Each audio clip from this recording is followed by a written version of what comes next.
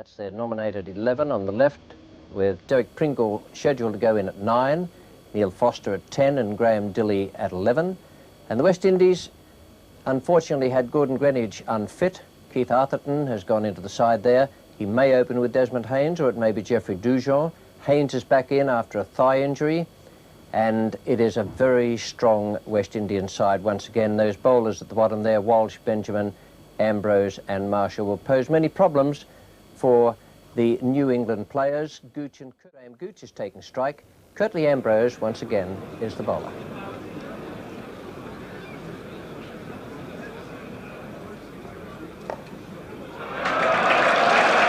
that flew away. Very astonishing, that, Ted. It was just a thick inside edge. But Graham Gooch is off the mark.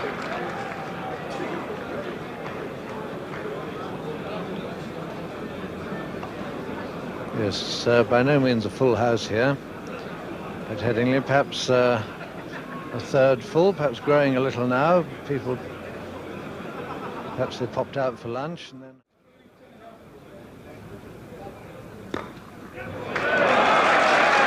Great relief.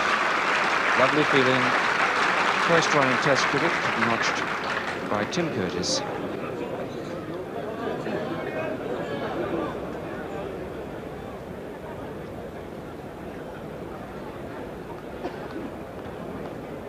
Curtly Ambrose was the central figure in the delay early on, where AMD was having trouble keeping his footing 3 parts of the way through his run.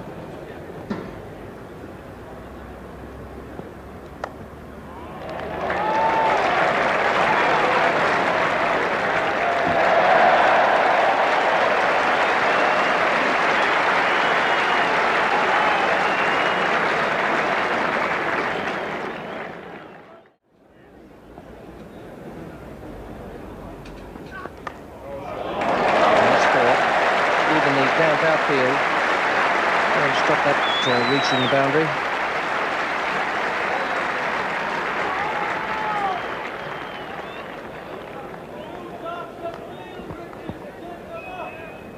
Well, a repeat here, very much the same ball, and this time Graham Gooch getting the outside edge. Willing to attack quite early in the piece, but a couple of balls up to him and gone for the drive both times.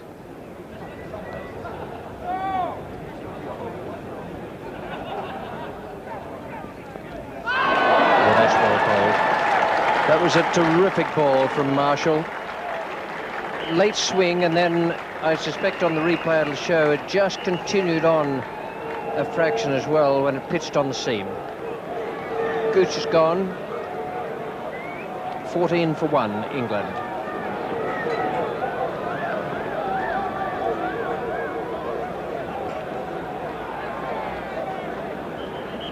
Yeah, Graham Gooch got in a position, he got there rather early, and he was then rather sort of searching for the ball, it seemed to me, but it was a perfectly pitched, quick ball which moved a little, just enough to get the outside edge. Now he has been getting wickets every 26 balls, Marshall, in this series. Wendy Wimbush had already noticed that he'd gone 26 without a wicket, but he got one with his 27th. First blood to the West Indies. They put England in this morning after Richards won the toss. Bill Athey is the new batsman. 14 for 1. Now Malcolm Marshall didn't run in that delivery with anything like the zest he has done before.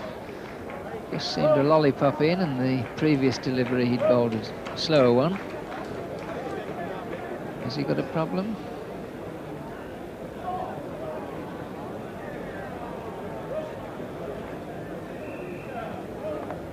Eight overs he's had for just 8 runs.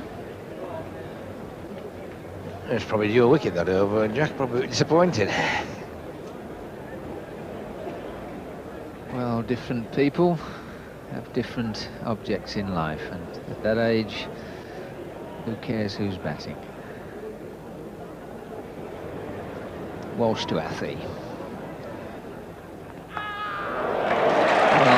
First really authentic stroke from Belathi, and a good one too.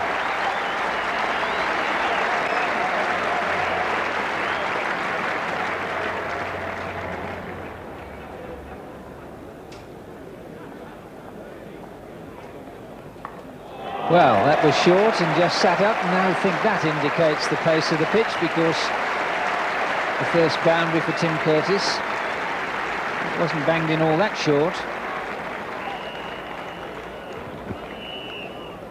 Yeah, cracking good shot, this. We've got Winston Benjamin in replace Kirkley Ambrose.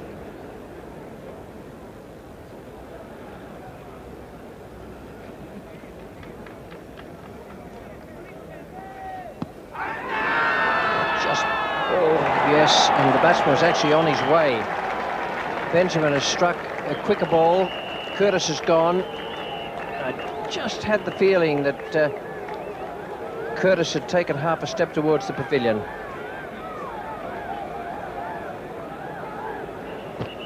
Well, I think it was the earlier balls and the repositioning of the field that really did Curtis there, because that was really actually a nice sort of half volley about middle and leg, well up to him, and he just played round it. He played so well, but by no means a bad start in Test cricket. He survived for 94 minutes.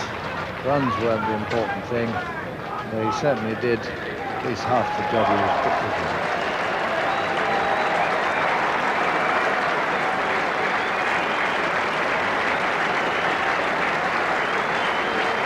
100 Test matches.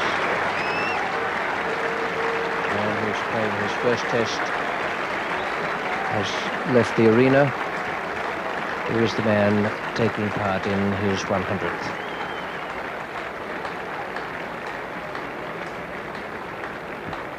So angled in, he might have got away with it, might have just slid down leg side, but it was so well up to him.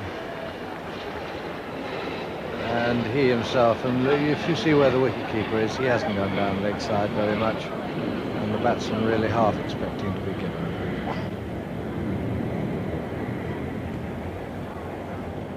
.43.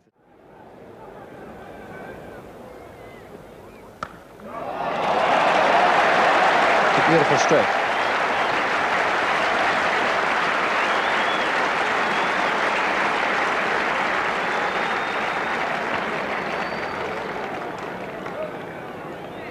Pitch just that little bit slower, which just allows David Gower to get that ball into the covers. That's a similar shot that he's been getting out to caught in the slips. But on this occasion, because of the pace of the wicket, he just had enough time to punch it away square on the offside. Certainly when it goes four like that, it looks a beautiful shot.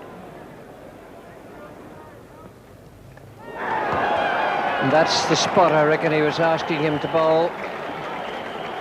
And that'll be why Richards is rushing towards Benjamin to say, well done. Precisely the spot just before the tea interval. The players go from the field now. David Gower unwillingly at the head of them, because he's the third wicket to go down.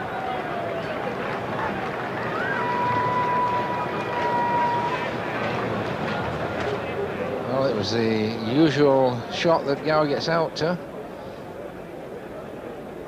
And just that little bit of extra bounce that does him. If it comes through at right height, then he's all right. But if anything just happens a little bit different, just that little bit of extra bounce, then the problem is got. The bat's not straight, it's just at an angle, and that's the usual result. Caught behind or caught in the slips.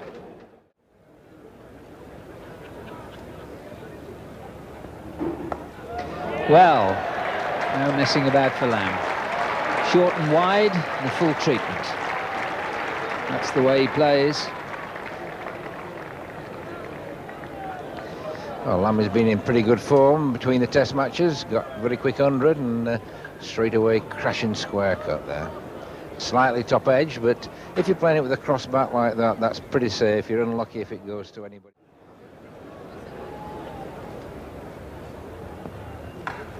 Oh, and there's a lovely shot. Slower ball, which Lamb picked immediately.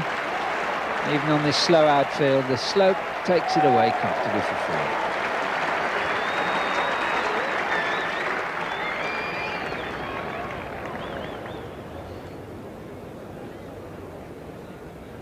Wide of the crease.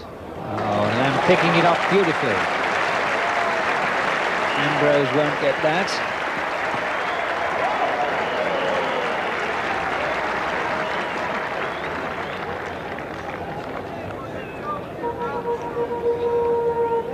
Yes, Benjamin going wide of the crease there and angling the ball in, but Lamb was up to that. He saw that and then picked the length and drove it past mid-on, and even Ambrose, with legs as long as his, couldn't cash it down. That's a famous Headingley Hill.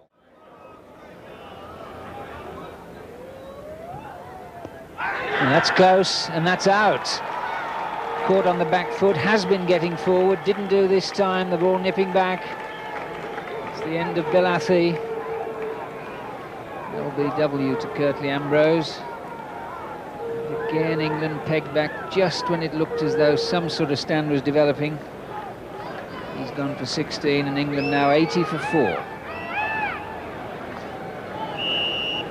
Yes, you see Athey moving across, then starting to go forward.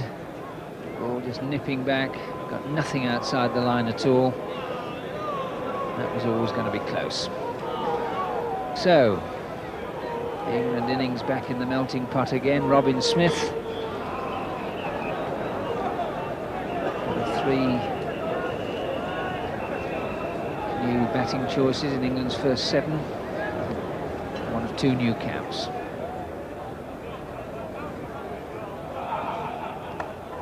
And there's a good shot there from Lamb, prepared to go for them when it's up. Another 4 to him.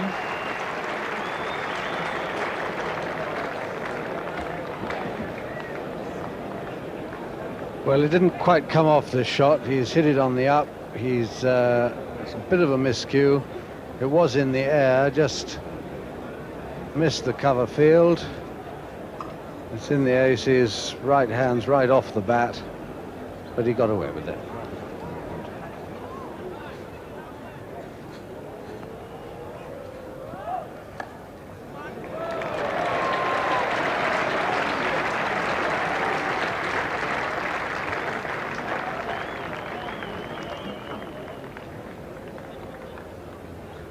Players in this match of whom it can be said it'll be a great relief to get off the mark.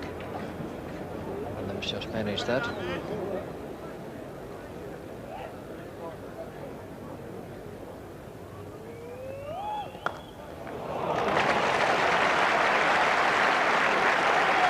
don't think we need look any further for the stroke of the day.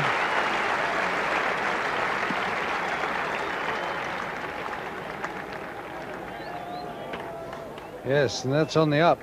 He's just stood up, swung the bat. Perhaps just as well it didn't move that ball.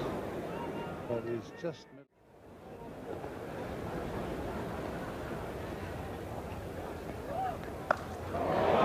It's a fierce stroke. That will give Smith a lot of confidence.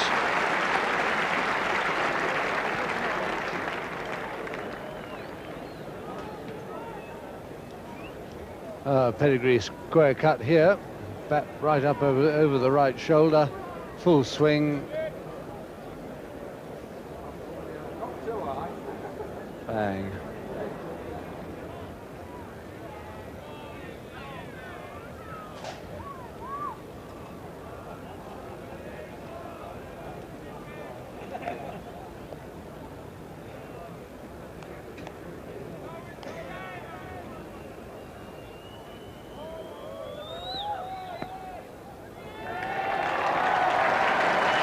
Up for England for the loss of 4 wickets. Came up to the leg by.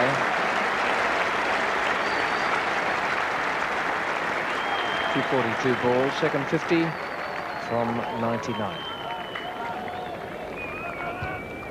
Malcolm Marshall not been used since that opening spell of 8 overs.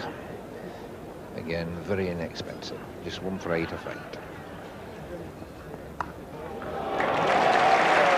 Once again, the flashing square cut, this time by Alan Lamb. The previous over of Walsh, it was Robin Smith.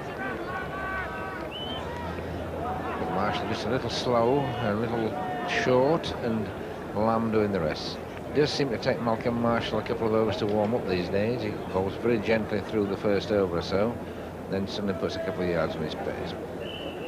Curtly Ambrose.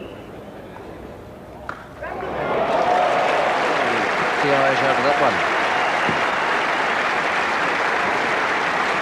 Well, yes, we've talked about the shot of the day, but I think that might just get the vote. That was really on the up. Nowhere near a half volley, even short. He just really went through it there, Alan Lamb, and crashed it away through extra cover like a bomb.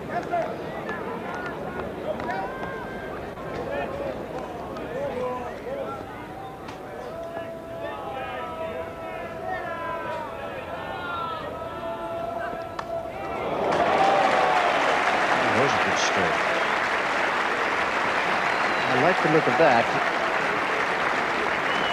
He's trying to get forward all the time, Robin Smith, and he got himself well over that. Well, a really spectacular shot there, and actually back leg, the knee was actually on the floor there, just didn't make contact. Exceptionally low down. The ball really sped away just behind square on the offside. And there's another glorious square cut, and that was only 10 yards in front of third man, but really got no chance. Magnificent stroke.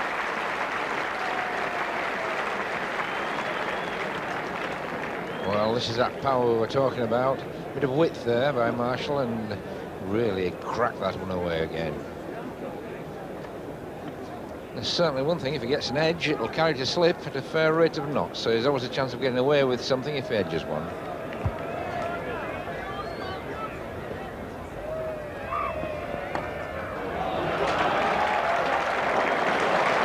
That was a bit of slow motion cricket, I think. That's England brought up the 50 stand and only off 8. And it's Malcolm Marshall coming in. Alan Lamb is taking strike.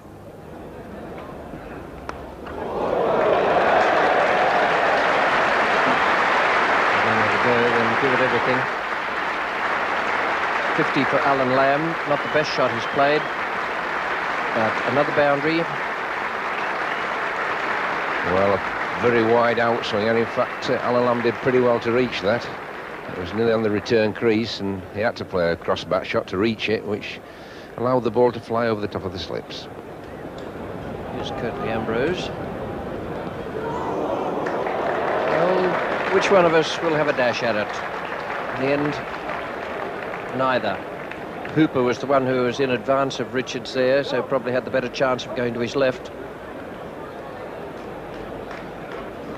No, it was always just short of Richards at first slip, and the only one who could have taken that would have been Hooper at second slip, but he'd have had to go quite a bit to his left. So just a little bit of fortune there for the batsman, managing just to place it in the right place. And this will be Curtly Ambrose to Lamb. He's got that one.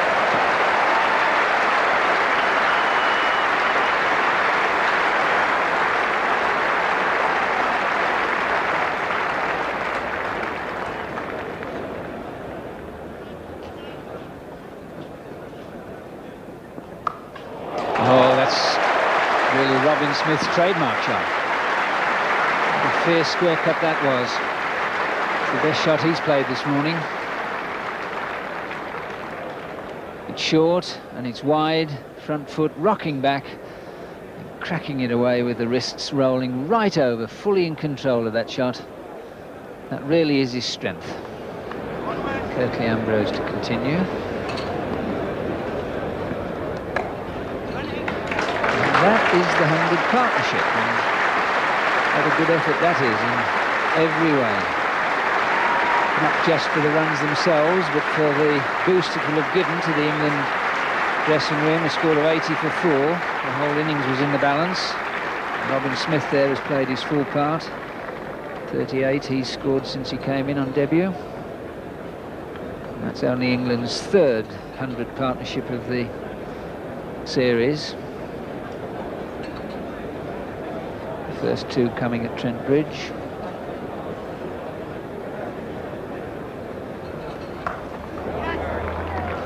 Lamb didn't get hold of that, and Lamb's limping badly there. What he did there, goodness knows.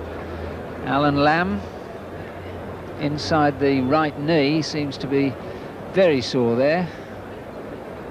And we'll just see what happens here as Lamb goes across to give it the full treatment. Drops onto that right foot and immediately starts limping very badly as he comes down the pitch.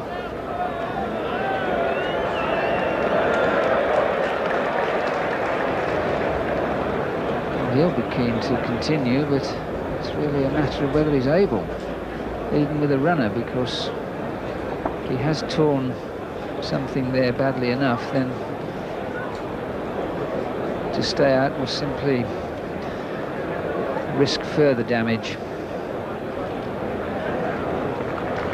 So, Alan Lamb being helped off, sad sight for England, and really a cruel blow, because this partnership had just reached 3 figures, only the 3rd time England have done that in the series. England sailing along pretty well, and now suddenly, well, it's the equivalent of losing a wicket, Ted, isn't it? Yes, and even worse, I mean, a wicket, the wicket, really, because Alan Lamb has been the outstanding player for England. And that is the most extraordinary injury to happen. I mean, he's a very fit guy. Alan Lamb keeps himself fit, is a very good mover, always very well balanced. And so, few muscle fibers to just suddenly part company like that is very, very strange and very, very unwelcome for England.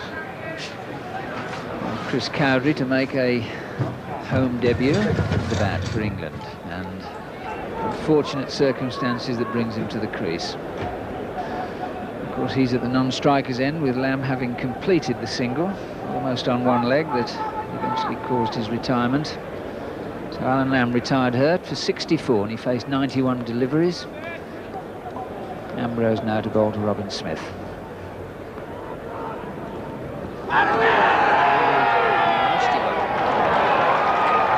Very, very good delivery from Curtly Ambrose, who really steamed in there.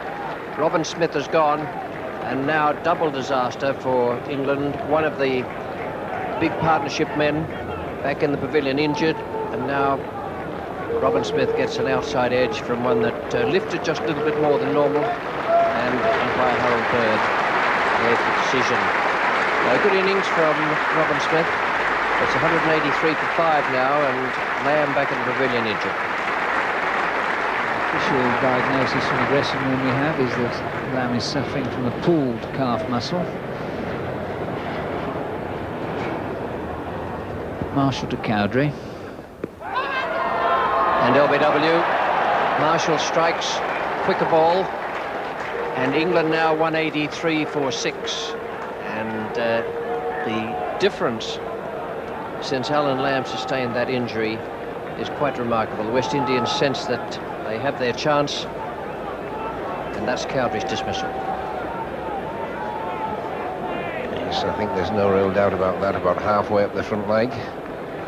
And really has been an extra spring in the step of the West Indies as soon as Lamb went off the field. I thought, well, we've a chance of getting a breakthrough again, and so it's proved. And disappointment there for Chris Cowdrey, first time as England captain.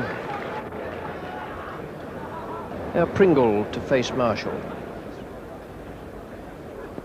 And that one's not so obvious, but very, very effective. I'm not absolutely certain how one would play that ball. It was a very good swinging delivery that rather exploded off the surface of the pitch. Found either the outside edge or the glove, and was caught at the wicket. Yes, I don't think there was too much there you could do about that.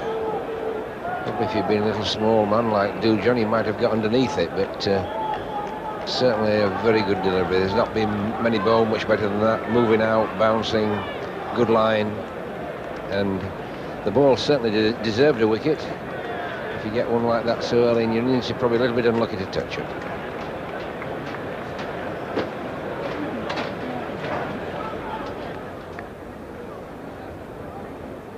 Ambrose to bowl to Richards. That is very comprehensively dismissed, and Ambrose deserves that. After a rather ordinary start, he began to bowl well and with considerable pace. Too much pace for Jack Richards, and the ball came back a long way as well.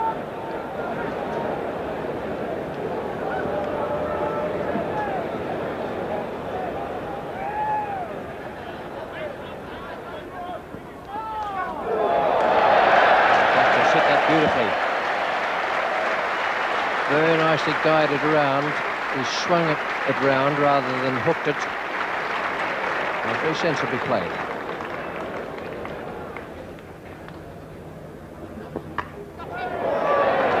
Atherton is the fielder. Well, they'll get 2 for that, and that will bring up to 200. And although it's only rather a cosmetic thing, it always looks nicer to see 200 on the board.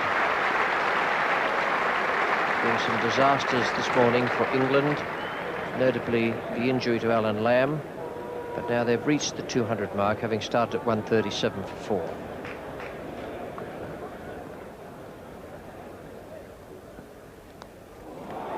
And that's it. Finish at 201. It's 201 for 9 because Alan Lamb is injured and will not bat.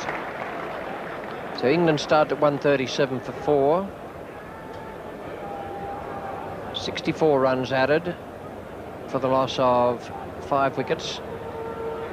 And in just on 10 overs since Alan Lamb's dismissal, England lost 5 wickets for 18. A terrible collapse, but terrible luck also for England. They were going along so well in that partnership with Lamb and Smith that it really was a great shame when Lamb had to leave the field. And the West Indies, to their credit, took full advantage of it. Marshall and Ambrose were the only bowlers used, and they came back wonderfully well after a slightly untidy start. Marshall 3 for 55, 23 overs and 8 maidens, and Ambrose 4 for 58, 25.1 overs and 8 maidens, and in my opinion he's getting better and better all the time. I reckon he's a great comfort to Vivian Richards at the moment. Well, when the West Indian openers came out with just on 10 minutes to get through before the luncheon interval on this second day, it was Geoffrey Dujon who emerged from the pavilion with Desmond Haynes. Dujon went out because Gordon Greenidge is not playing in this match. We pick it up now in the first over. Graham Dilley is the bowler from the Kirkstall Lane end. There's already 1 leg by, has gone on to the West Indian total. Here he is now bowling to Jeff Dujon. Well, there's a good shot. Ball's not swinging for Dilley so far. That was right in the slot for Jeff Dujon.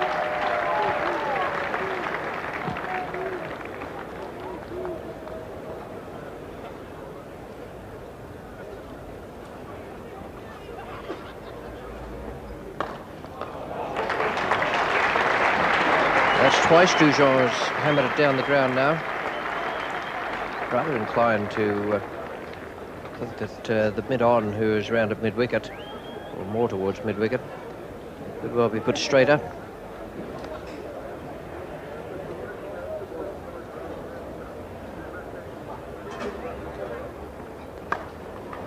Robin Smith, first blood, and it was from the well-pitched up ball just outside off stump. Geoffrey Dujon has played that square drive, and Robin Smith has taken the catch. That's the other thing they must do. They must hold every catch that comes their way, and make a few besides. This is Dujon's dismissal again. You can see no real movement. Just didn't quite get the foot across to the ball. Hitting it a fraction on the up and not quite keeping it down.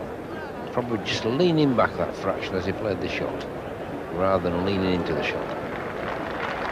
It's the last ball of the over. Now it's to be Foster from the football ground end.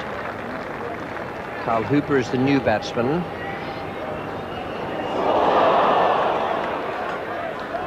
Well, that is a good example of the catches that must be taken. Yes, disappointment for Foster here. That went at nice catching height between Gooch and Athey at second and third slip. And it wasn't a slash, it was just played, and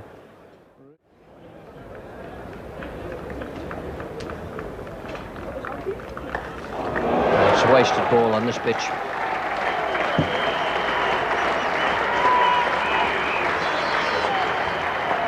Yes, you see Dilly charging up. I think Malcolm Marshall had the right idea. Only ball for shorter run and pitched up and moved it around.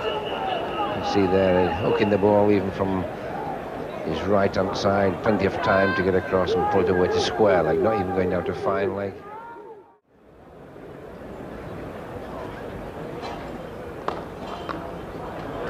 That's a good stroke. Even the slow outfield's not going to stop that.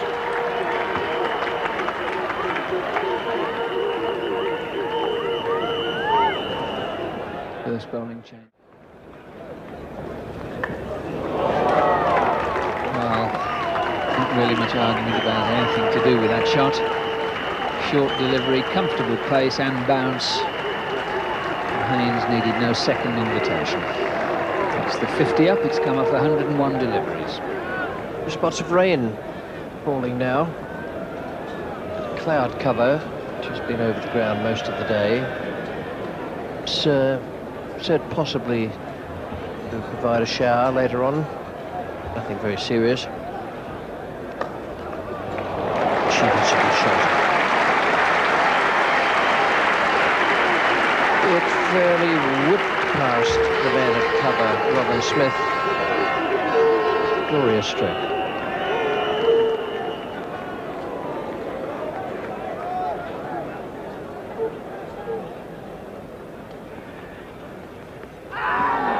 That's out, OBW. Well, Foster deserves that. He's bowled well all the way through. It darted back a little. Carl Hooper, well, I thought was playing quite delightfully. A little bit of trouble with Pringle in the previous over, but he put some lovely shots as OBW. Now to Neil Foster. Well, this one's nipped back pretty sharply and stayed quite low. And Hooper had really gone too far across there. Viv Richards is the new batsman. 61 for 2, Hooper out for 19.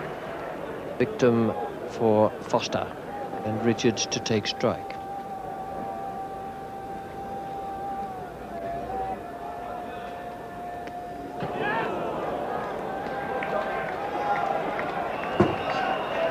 We'll make buys.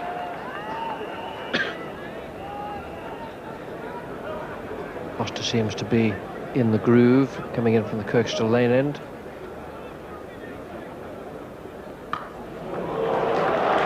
And Richards certainly is in the groove. Almost as though he expected Foster to bowl that short one. Carl Shepherd just remarking the crease, a friendly warning to Neil Foster that getting close.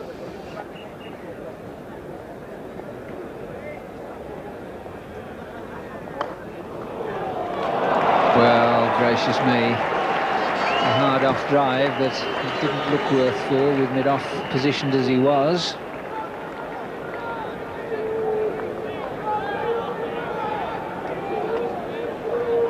Well, it was a beautiful stroke. Nicely timed, really cracked into it, but really England have got to start getting something behind that and stopping it.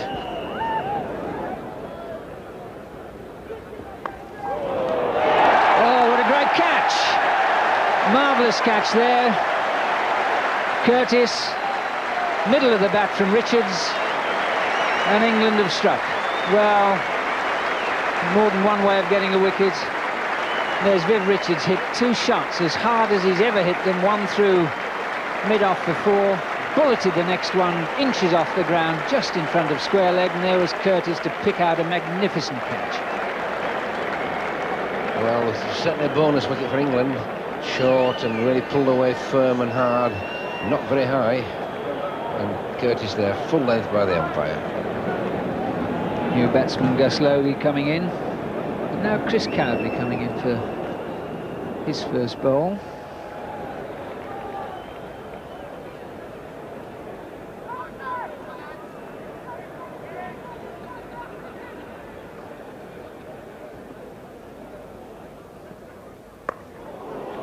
Well, that's 4 runs. This is the point that Ray Illingworth was making, that Cowdrey, enthusiastic though he is, no length and line bowler by any means, and with the occasional loose delivery, well, at this level, that's what usually happens. That brings up the 100. It's come off 177 deliveries, with the second 50 coming off 76 balls, so aided by that Richards short innings. Yeah, that one.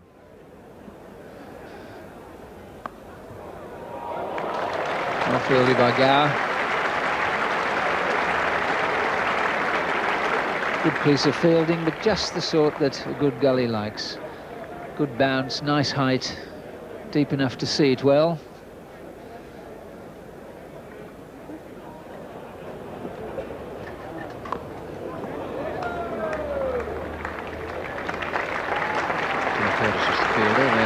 Brilliant catch to get rid of Vivian Richards. Single takes Haynes on to 50. Brings West Indian supporters to the fore. 50 out of 113. It's to be Derek Pringle.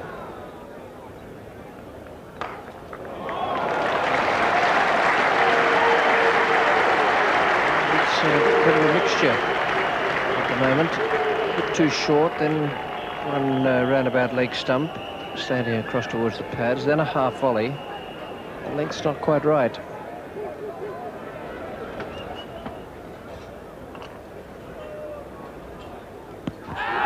Close, oh, better than that.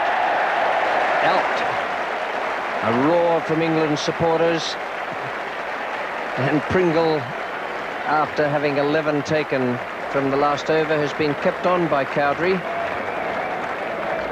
Given another chance, so to speak, and he's obliged with the very first ball of the following over. Haynes OBW to Pringle for 54.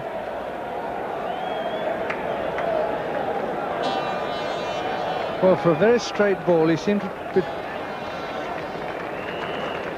Well, he was playing it straight enough. He was playing it straight enough, but the front leg never really got forward. Just a lapse of concentration, I think, there by Haynes. Seemed to have it so well covered. And a nice gesture there by Desmond, with Keith Arthurton coming out to play in his first Test match. Desmond, disappointed though he might have been, was just about to go up the steps, passing Arthurton, and gave him a tap on the backside with his bat, and had time to say good luck.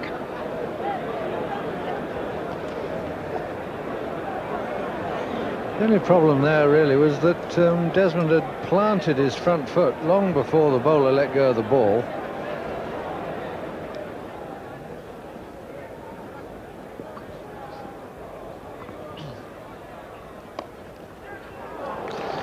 Well, great shot. Waited for it to come, flick of the wrists, and takes him to 40.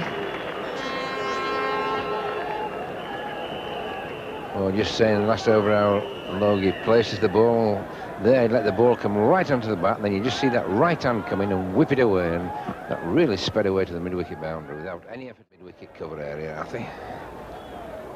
Slower ball, it's in the air, and that's out, and well bowled by Pringle, because a slower ball, artfully held back, Logie went for it, and a fairly simple catch for Neil Foster.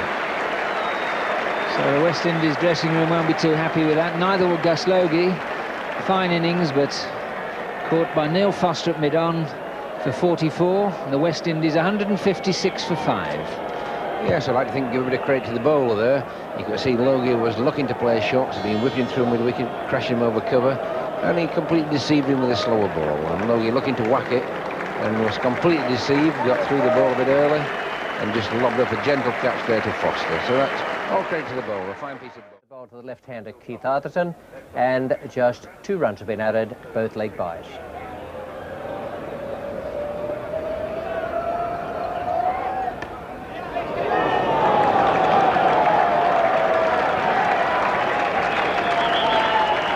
Fielder down there, so Arthurton gets away with 4 runs. The Essex pace bowler, Neil Foster, make a comeback from injury in this match, and another Essex man has turned 35 years of age today. Graham Foster from the football ground end. Gower goes a fraction square at gully. beaten Dilley. I'm not absolutely certain that Harper knew precisely where it was going. He seemed to take it from a position round about in line with his head. Yes, good bouncer. In fact, one moment I think he was just shutting his eyes, and then he just looked right at the end. He sort of just about got control of it again.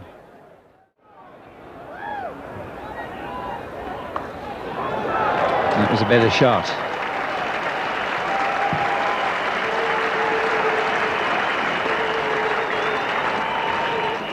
Yeah, so this is more a long up rather than a bouncer. Left hand coming over the top and knocking it down just behind square leg for 4.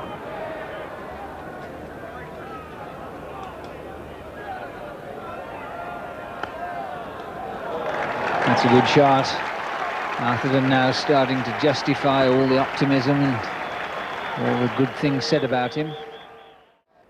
5.5 overs, 3 maidens, none for 14. Lovely shot. That's 4 runs.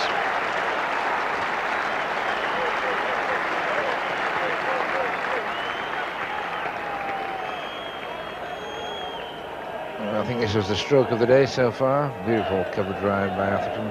He get his foot right to the pitch, but the arm movement was perfect and the head perfectly still. Lovely follow through.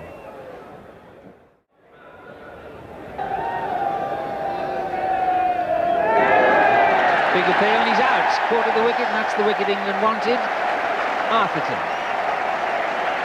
Caught by Richards off Pringle for 27. And the West Indies 194 for 6. Well, Atherton's always looked like getting out just outside the off stump, particularly against Foster. Derek Pringle is the man just to get that outside edge. That little bit slower than Foster. It's allowed Atherton to get a little bit closer to the ball, and a straightforward catch there for Richards behind the stumps. That'll please England skipper Cowdrey.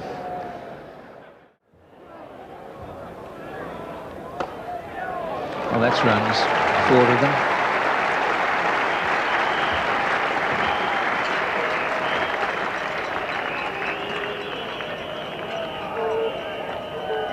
So one thing England don't want to be doing now is giving 4s away.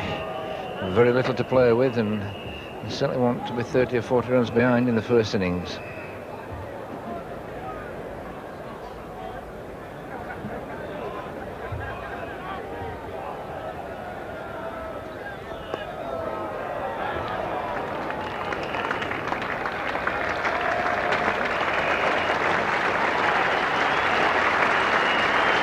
Marshall off the mark, and he brings up the 200.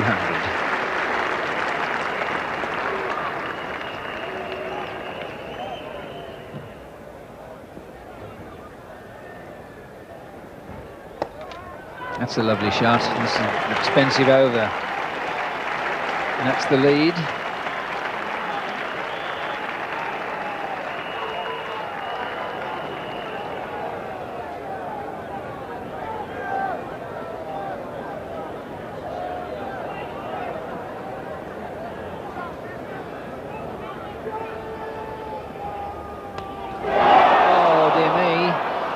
Foster did everything right, and again Gooch and Athey between them have waved it through.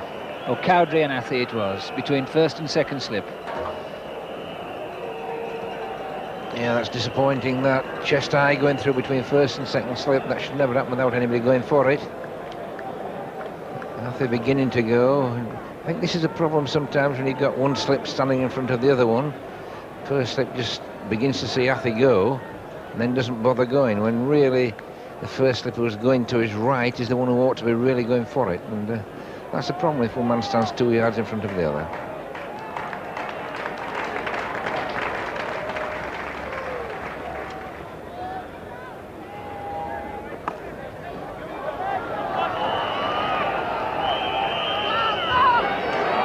Good running.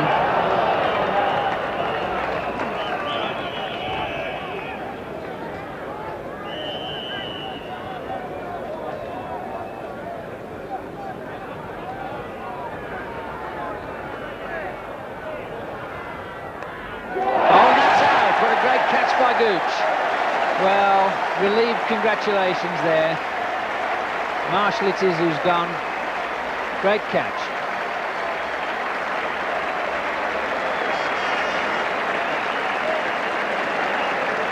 Well, the thing about this was Marshall was pushing forward, which gives you a little bit longer to see the ball at slip. It went quite sharp and reasonably wide of Gooch. Chest high, making quite a bit of ground to his right there. That was a pretty fine catch. Well, that's a dangerous customer got rid of from the England point of view. Gooch has revived those flagging England spirits with that catch. And what a good catch it was, because you see Marshall edging it pretty quickly and wide of Gooch, and he makes quite a good lot of ground over there to hold on to that. Super catch. New batsman Curtly Ambrose, who his style of... Oh, dropped. David Gower at third slip, and it's 4 runs. And really, Pringle now is looking almost as though he can get a wicket with every delivery. Well, Gower had just been brought in there the previous ball. Again, they seem to find the gaps between the slips. They're all pretty close, and really get a feeling that I was near a second slip Gooch than Gower. Gower went a long way there to his right. I was definitely nearer to Gooch than Gower.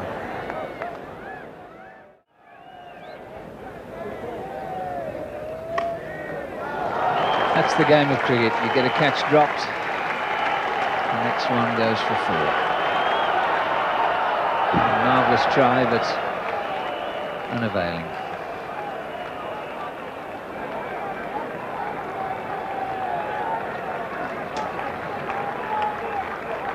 Yeah, Stuart Pringle's cashed in for a few wickets, and Foster's been the unlucky bowler. That wasn't all that bad a delivery, but Harper just get onto it pretty quickly and more or less middling it just behind square there on the offside. Robin Smith making a desperate effort there, but never any chance of not touching the ball on the rope at the same time there, even with the slide.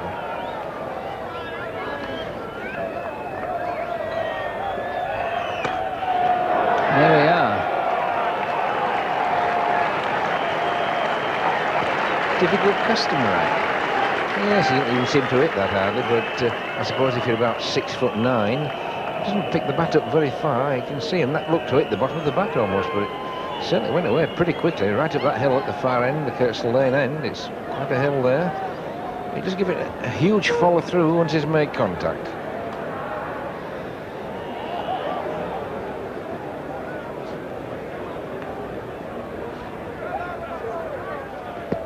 Well, that's close, and it's out. And that is 2. Well, that makes the session a good one for England. 156 for 5 at the start of it, 222 for 8 at the end of it. And Nelson, or rather double Nelson, striking. There's the man who's done it. 3 wickets today, 5 wickets in all. Curtly Ambrose, LBW to him. Another wicket there for Derek Prindle. That just pitching on and going back in, and about halfway up.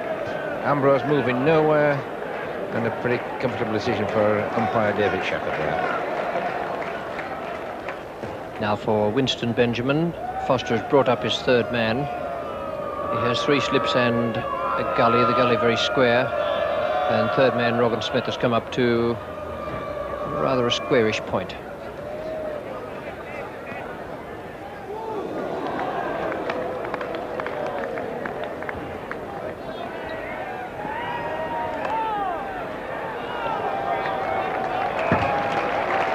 Benjamin picks up 4 runs.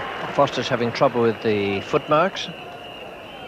West Indies have had trouble with the England bowlers, but they have taken the lead, and a valuable one in what is a low-scoring game. Today, Atherton made 27.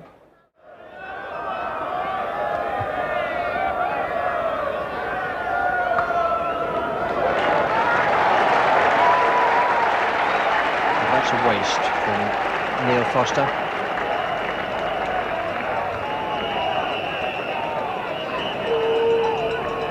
Yeah, Foster pulling this down well short, and there's nothing really for short unless you bowl a a bouncer, a genuine bouncer, get above head high, try to tempt somebody to hook. Nothing for short of a length, and Harper just clipping that away through the covers.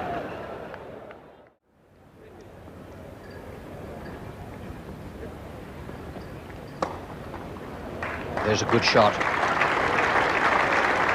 The outfield is slow, but it's quicker than it was with the rain having affected it over the weekend on Saturday when they were out there. That was a good stroke from Roger Harper.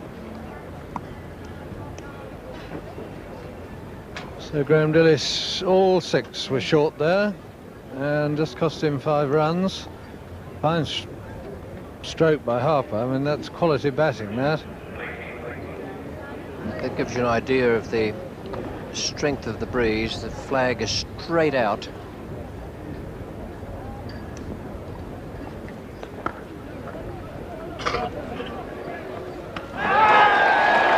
Beautifully done.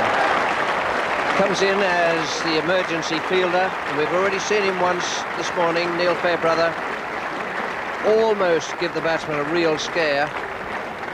I suspect Benjamin was just a fraction late in starting there. Now look at Benjamin, he hasn't really done anything about the run, and he's had a look. Now, Andy slipped, but the worst thing he did was to have a look before he set off. And the second worst was to have a second look and try and fend the ball away. He got himself into all sorts of trouble there. He should have had his head down and kept going, as Ted Dexter pointed out. But one of the rules of running between the wickets there is, without doing anything against the laws of the game or the spirit, just to keep on a straight line and try and make sure that you're between the ball and the stumps as it reaches you.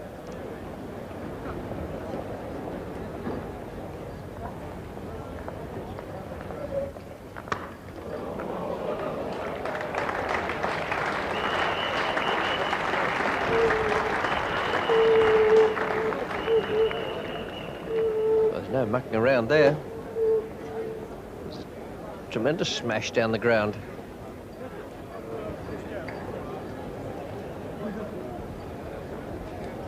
Dilly now to Harper.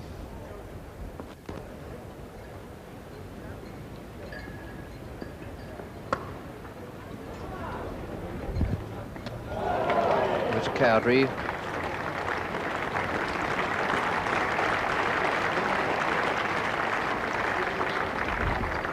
It was a very well taken single, this. Just stopped it and ran. And just came on Cowdrey's wrong side. And Walsh just home. 250 up. 50 of 63 balls, the last 50. Well, there's another one. Nowhere near the stumps. They go for 2. Neil Fairbrother's throw. And Harper just home. England's fielding very sharply this moment. It went on to Fairbrother's left hand. He didn't waste any time. Got rid of it straight away. And Walsh was still in picture there. That's great running between the wickets.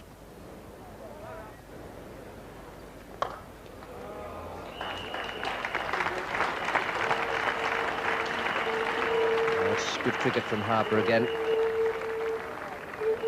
He could pick up 8 runs from these 2 balls with the field in and no man straight down the ground.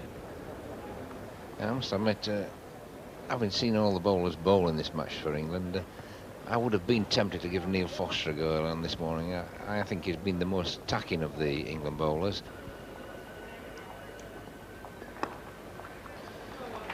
Well, that's 50 for Harper. What a valuable innings it is.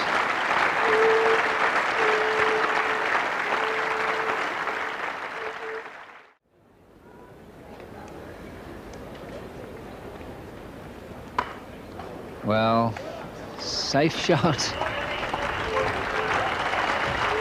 That's how you hold it up for your partner. Well, nothing wrong with this stroke. Perfectly safe shot. The men coming in and right over the top there. Just one bounce and away for 4. unlucky throughout this innings, Foster. Those figures do him no sort of justice at all. He's beaten the bat well as much as the other England bowlers all put together. Just nothing went right for him. Well, that might be out, and it is. So Harper aiming one side of the wicket, the ball going the other, and David Gower taking a nicely judged catch. Harper caught by Gower off the bowling of Foster for 56.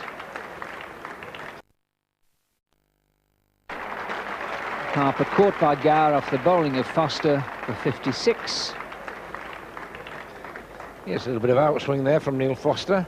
And he felt that he would be the most attacking bowler this morning, and that was straight. It would have hit the stumps, so it makes it more difficult for batsmen to take a risk. Gower a little bit late in sighting that, I think. He seemed to just struggle to pick it up, but at the end he made a perfectly safe catch.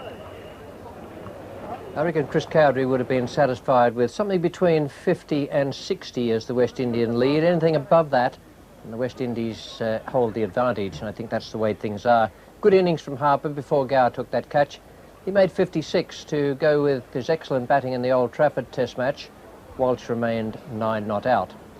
Bowling figures, bear in mind that it is just a 3-man attack plus Cowdery, and Dilley 1 for 59, Foster 3 for 98, and Pringle, excellent figures of 5 for 95, did an outstanding job.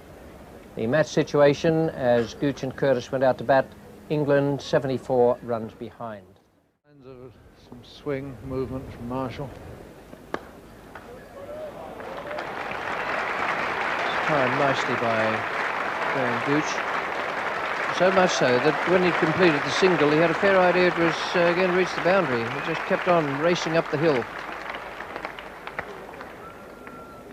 Well, that really is a heavy bat shot, because there was no pace on that bat. Even slow motion it hardly moved, normal motion it barely moved.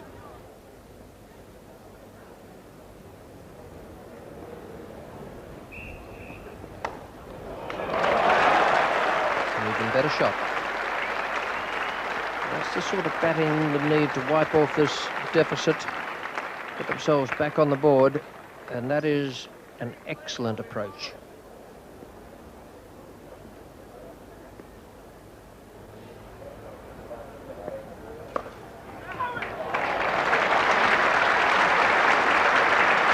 One of Curtis's strengths. Lands in 4 runs.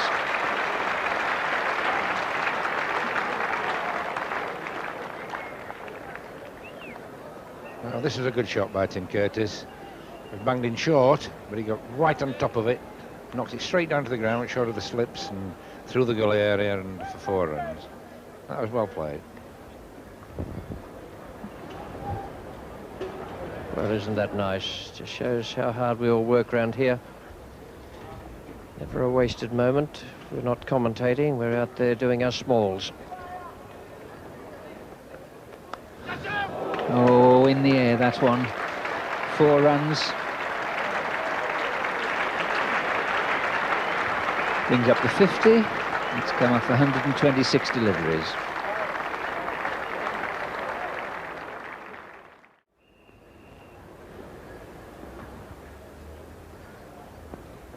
Oh, that's bowled in. That was the ball that Ambrose lets go right up into the block hole, taking middle and leg stumps, and Curtis's determined resistance ended, bowled by Ambrose for 12, and England 56 for 1. Well, it's a point we just made that Ambrose has pegged him on that back foot for so long, and then the couple that he's pitched up, Curtis hasn't got forward, he's just been caught going across the popping crease, and that really did him on the length there more than anything. Angling in between bat and pad. Fine delivery from Ambrose, and really quite a piece of intelligent bowling there. They do work the batsmen out a little bit, these West Indies fast bowlers now, pegging you down with one thing and then trying something else. Marshall does the same, quite a few outswingers and suddenly the in-swinger, and it really is interesting to see them bowl.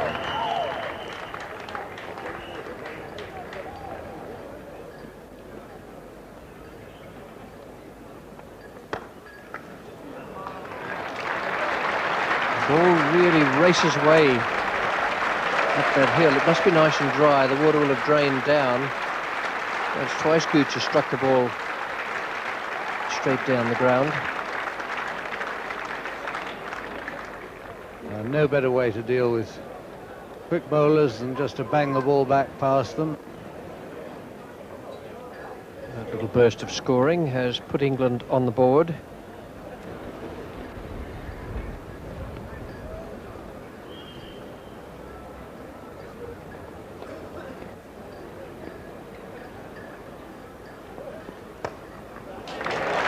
.50 for Gooch, and an excellent innings. He's looked to be pretty much in control out there. For most of the time he's been in. He started off with Curtis, now he has Appy with him. I would think that acceleration would be needed tomorrow with wickets in hand. They're going to try and set West Indies something like 200 off about 50 overs.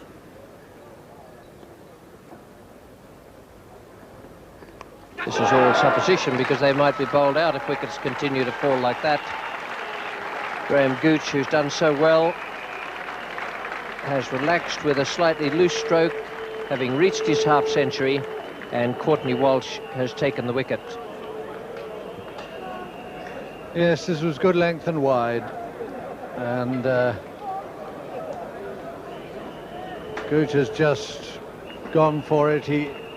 His 2 drives earlier, if you were listening at the time, though they went for 4, we said, yeah, but the foot didn't quite go there, and he was hitting a little square. It was a little dangerous, and this time it just got the edge. And catches win matches, and Hooper's clung onto that. The England fielders let a couple go, and the West Indians are catching them. Still 3 slips and a gully for Gower, but the 3rd slip on this occasion, Harper has gone quite a bit wider.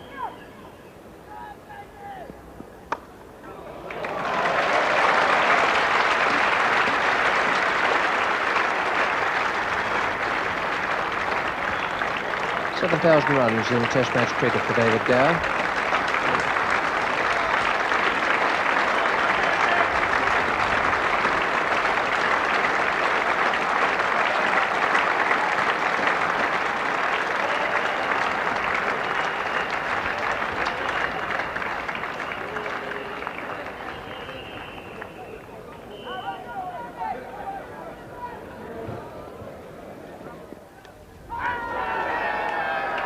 Disappointment for Gower. It's just a casual flick down the leg side, no real danger from that delivery, and more or less a straightforward catch for Doogan. Didn't have to make too much ground there, so disappointment again for David Gower. Yes, having just got to one landmark, a much more important one for England, was a big innings, and this is how it finished. Just a nothing shot, really. Nice catch by Doogan, but no deviation at all there. And no wonder he's disappointed. 85 for 3, England. Just 11 runs ahead. Oh, no, my word, what a great effort. Great effort by Logie there. Twice he had it, and then the 3rd time out.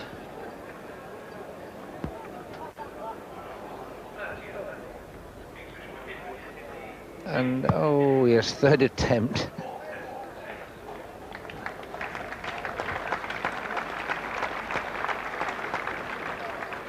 Yes, in fact, he was just a fraction up there, was Logie, and they had to go down just to get his hands underneath. If it had been completely down, I think he would probably have caught that. Oh, what a great delivery, and that's out. And really now England just going from bad to worse. Bill Athy caught at the wicket. He scored 11, and England 85 for 4. Well, again, I do think that was probably one of the deliveries that have happened in this match that you couldn't do too much about. That pitch straight and really went like a leg break, and Athy just getting a little touch. I don't think there was too much really you could do about that. And I think credit to the bowler there. Skipper Cowdrey now coming in on a pair.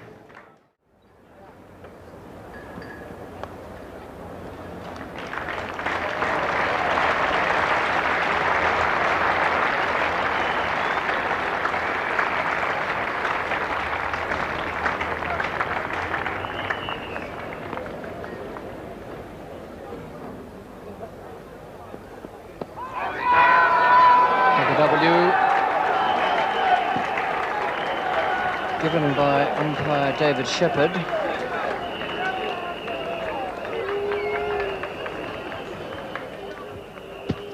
Well, if it was going to be not out, would have been because it was a bit high and a bit leg-sided, but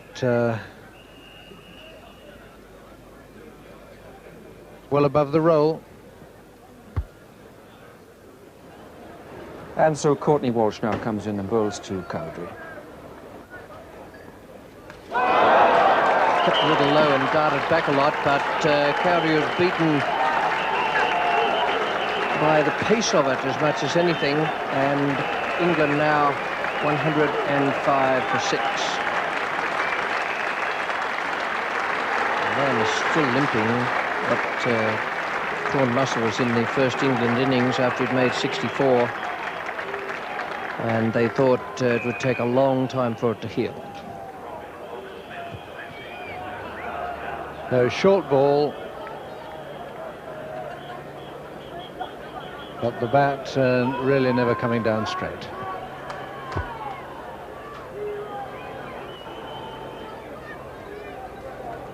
If England could have set West Indies a reasonable target, anything above 170, then they may well have been in with the chance.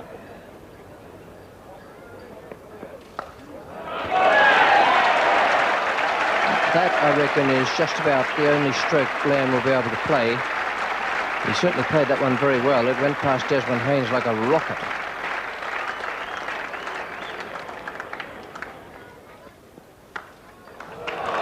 A beautiful stroke. Well, we saw Malcolm Marshall here a few years ago with his arm in plaster bowl out England. Are we to see another lot of heroics here?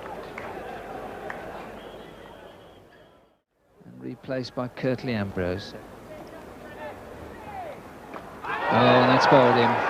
Second time in the match gated, and really not an impressive batting performance. Playing across the ball, which moved back into him again.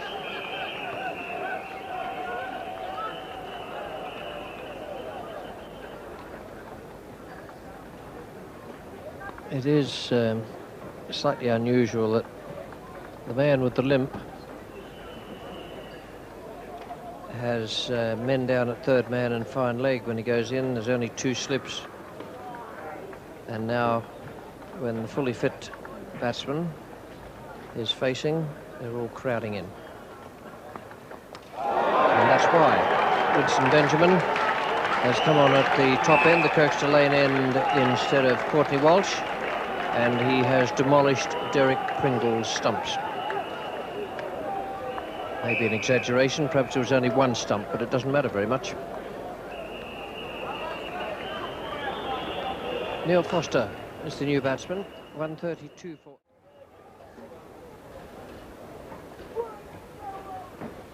Out. Foster's gone and Hooper is the catcher.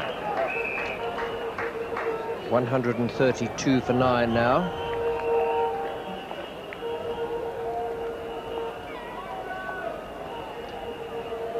So Benjamin only has to run up to get wickets at the moment. A very, very neat catch by Hooper, his second of the innings. West Indies still catching everything.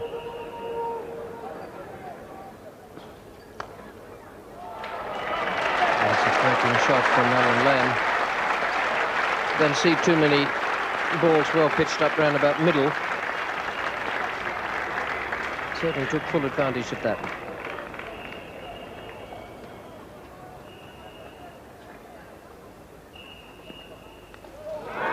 Well, that's out. And finally, Alan Lamb's gallant effort comes to an end.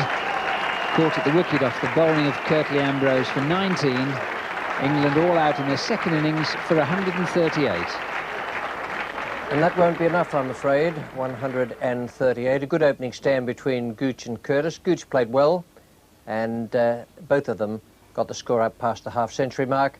And then Lamb, with that brave effort at the end, pushed it along to 138. The bowling figures for the West Indies were very impressive once again. They had the wood on England all the way through. Marshall 2, Ambrose 3, Walsh 3, and Benjamin 2.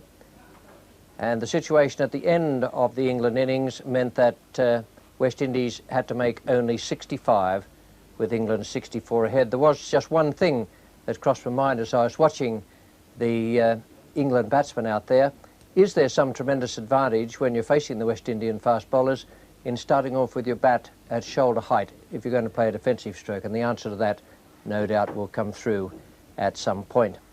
The West Indies' second innings was opened by Haynes and Dujon. Dujon again taking the place of Greenwich. And we pick it up now with the second ball of the first over. Dilley is bowling to Haynes. No runs are on the board.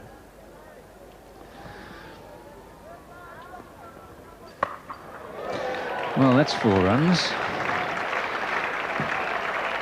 Desmond Haynes coming out with all guns blazing. Not much argument about that message.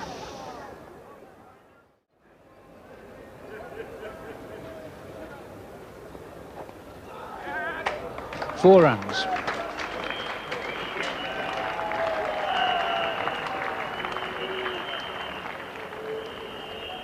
Foster just strained down the leg side here, and Dujon just a turn of the wrists.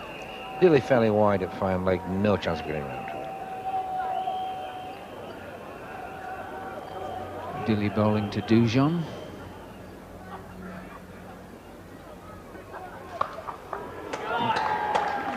Four runs. Man set out there for the hook. Dujon took him on and won. Not much value there, and no runs have been added to the overnight total.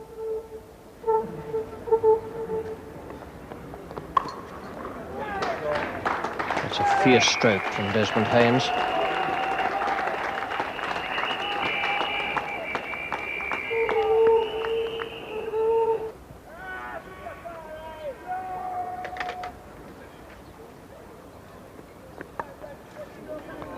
That will run down the hill here at Headingley. Even though the fielder's making some ground on it, the outfielder's quickened up with these stiff breezes and the sunshine. 2 boundaries.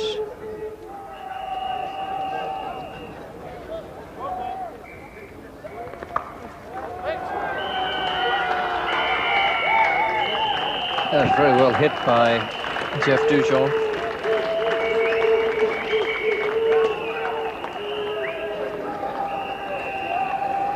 Yes, Dujon got slightly tucked up there, but he was so quick with the bat. End.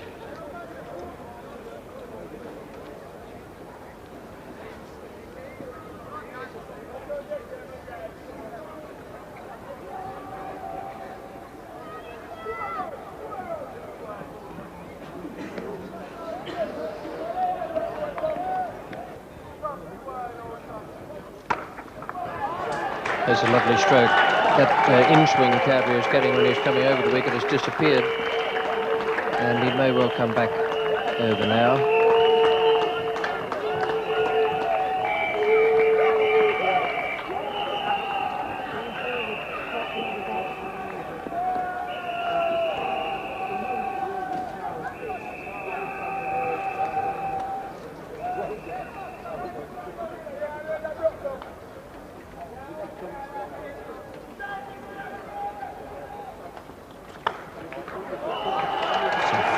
Stroke.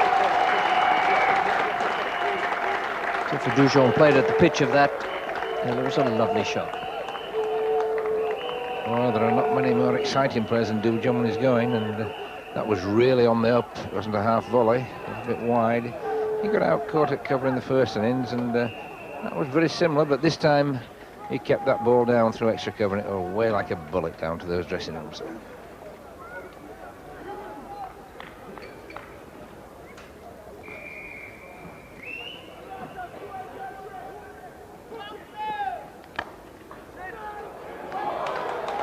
probably the 4 runs needed for a West Indian victory.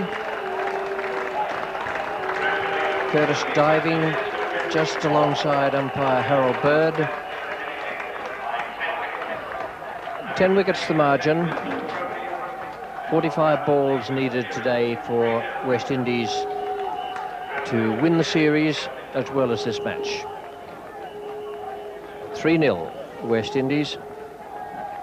And a very conclusive victory it was to that 3-0, with Haynes and Dujon doing the job there with 25 and 40 unbeaten respectively. 2 extras, 67 for no wicket. No point in looking at the bowling figures, and the match statistics show that the West Indies won this Cornhill Test match at Headingley by 10 wickets. England 201 and 138 were thoroughly outplayed by Viv Richards' team, 275 and 67 for no wicket. Well, Viv Richards should feel very, very pleased at the way things have gone.